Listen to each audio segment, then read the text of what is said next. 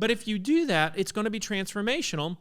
You will become the most trusted voice, the most trusted brand, and you're going to be prepared for whatever comes next. And let me tell you, there's a lot coming next. There's a lot.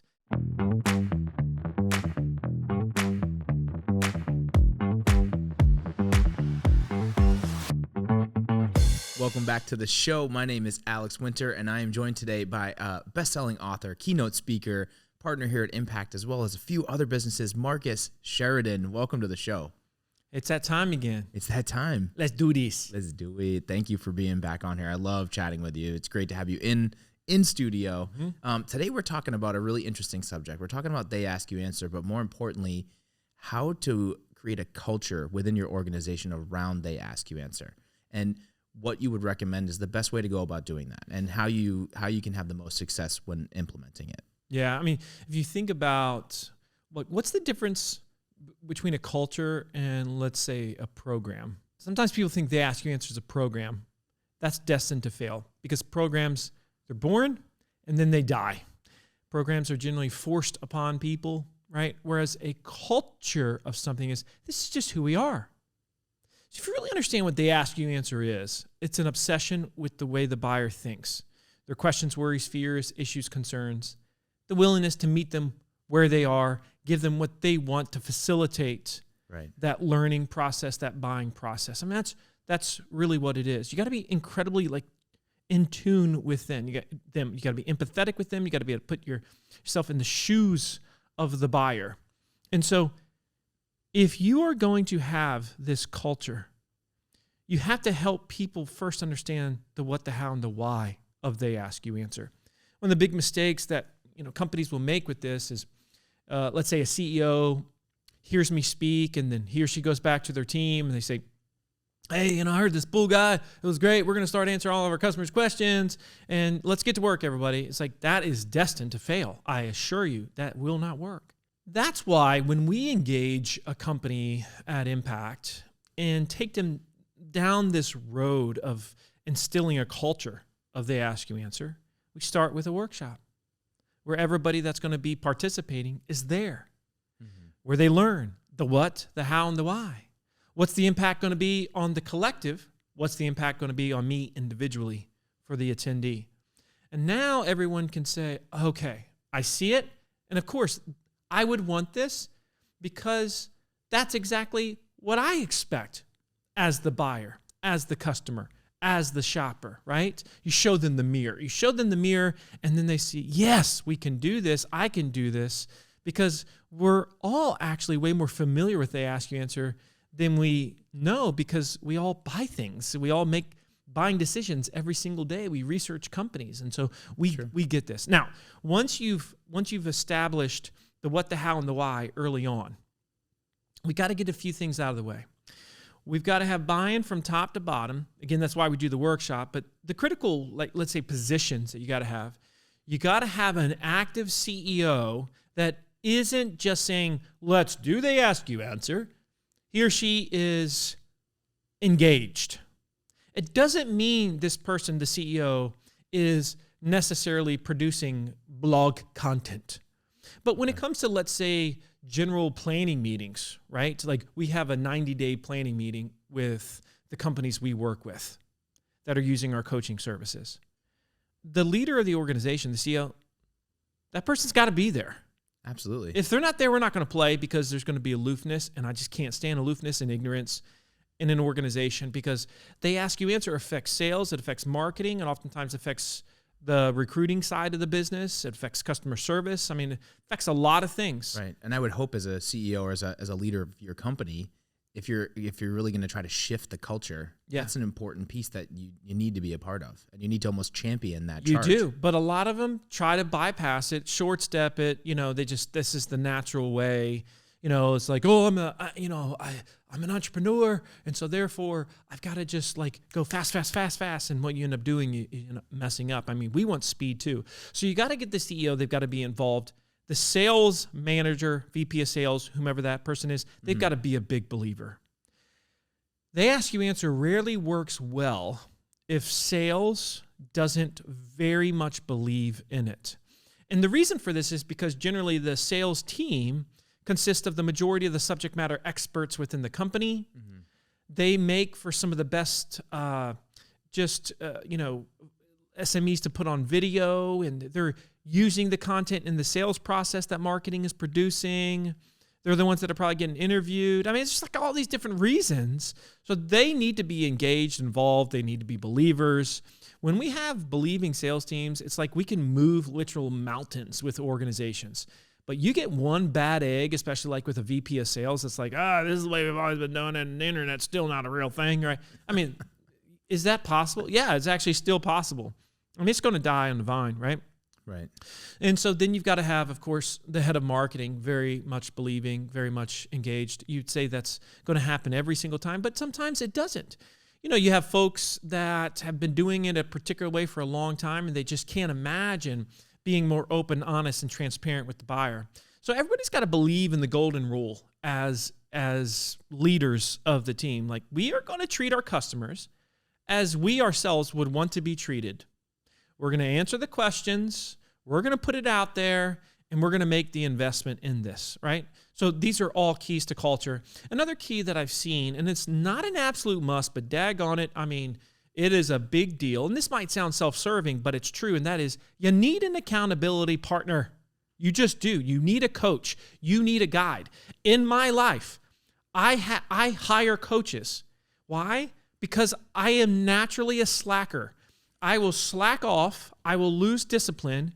Thus, I have coaches in my life that keep me in line, that help me stay the course.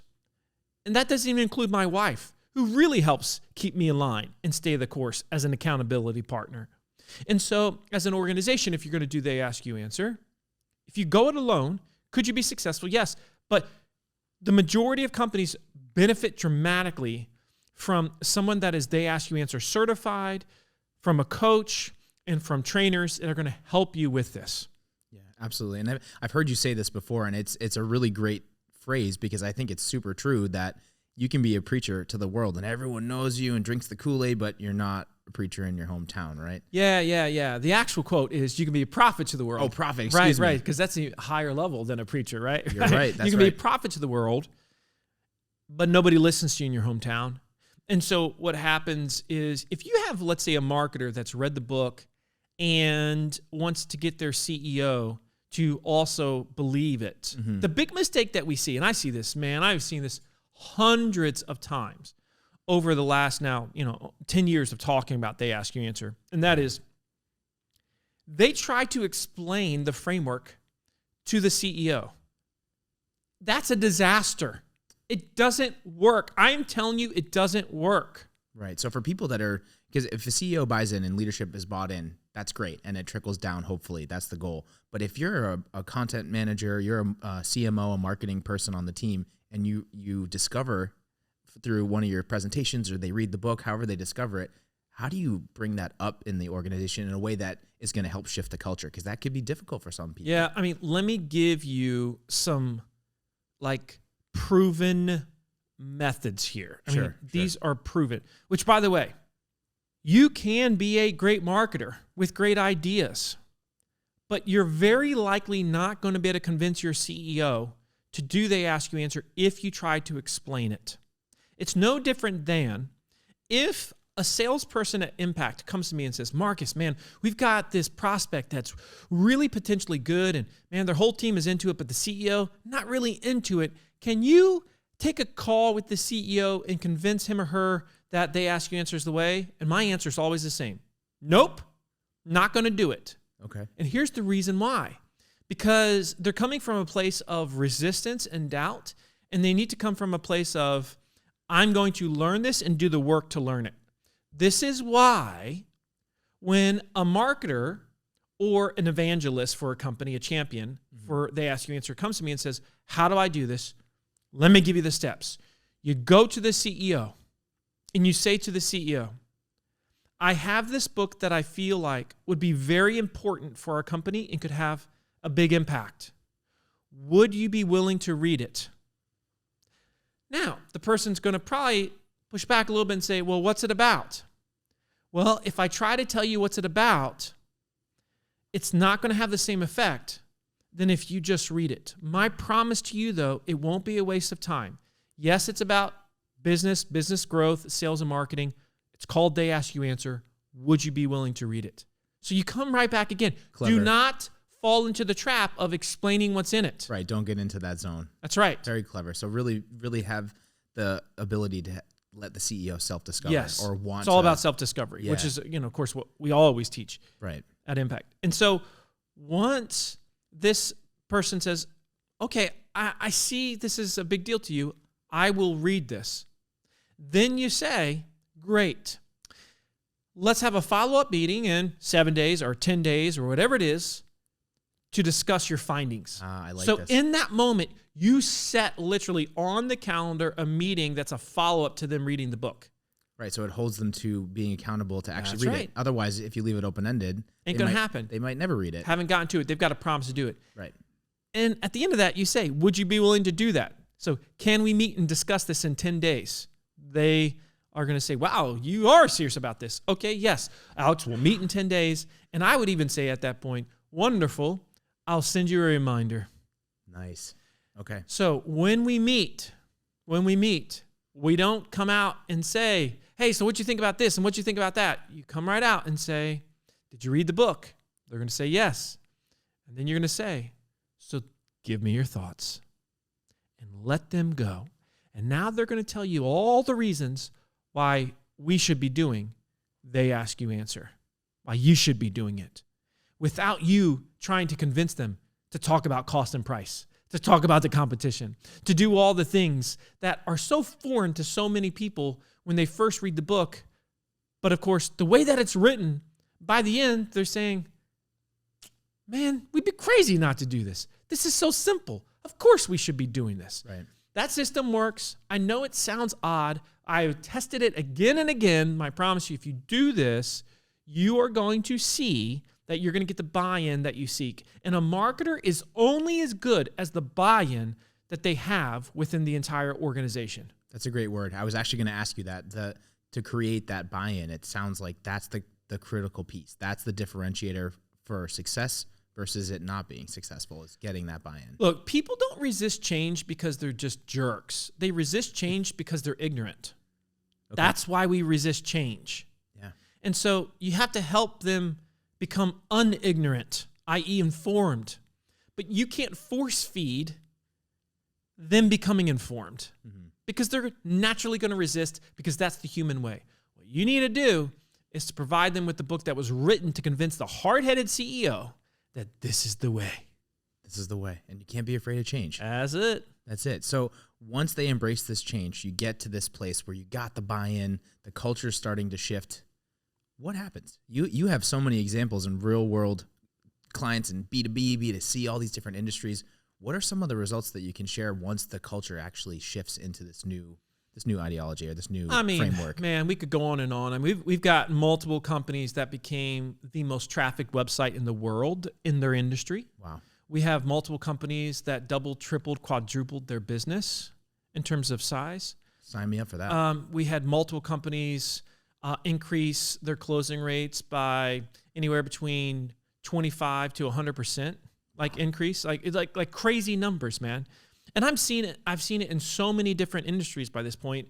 And I will go to an event, and there's, tons of people that have read They Ask You Answer. I don't know them. And they're like, yeah, Marcus, this changed my life. Yeah, this changed our business forever. Yeah, because of this, we sold our business and I'm a millionaire today and I could retire. Like, I've seen like crazy things, man. It's amazing. Crazy things. Yeah, that's really amazing. Simple philosophy.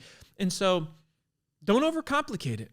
But you start with explaining that what, the how, and the why. Get the right people in the right place. Make sure a few people own the thing. Make sure you have that content writer, that content manager, that owner of the written word. Eventually get that videographer that owns video, right? And be okay with imperfection at first. Know that it's going to be clunky. Know that you're going to figure it out, that you got to crawl before you walk. You got to walk before you run. I mean, this is no different. There's going to be a learning curve. Give yourself a little bit of grace. But if you do that, it's going to be transformational. You will become the most trusted voice, the most trusted brand, and you're going to be prepared for whatever comes next. And let me tell you, there's a lot coming next. There's a lot, because this world is a-changing, and AI is going to accelerate that. They Ask You Answer will help you to be prepared for that time period. I totally agree. And that culture shift, it really helps you embrace any change that might be happening, because at the end of the day, we're talking about trust and building trust and answering your customers' questions, meeting them where they are. And that, no matter what technology comes out, I don't think that's ever gonna change. It's evergreen, baby. And that's a beautiful thing, because when you latch on to principles instead of, like where we started, programs, right? Then you know you're built to last. Excellent advice from the man who wrote the book himself. Thank you so much again for being on the show, Marcus. Before we go, can you just let everyone know how they can get in touch with you if they have any comments, questions, what's going on in your world? Yeah, if you want to reach out to me, hit me up. My personal email, marcus@marcussheridan.com. Love to come out to you and speak to your company, speak at your event. You can also find me at LinkedIn. I'm a pretty dang good LinkedIn guy. So check me out over there, will you? Excellent. Marcus, thanks again. Can't wait to have you back on the show. Everyone out there, thank you for watching, and we will see you on the next episode.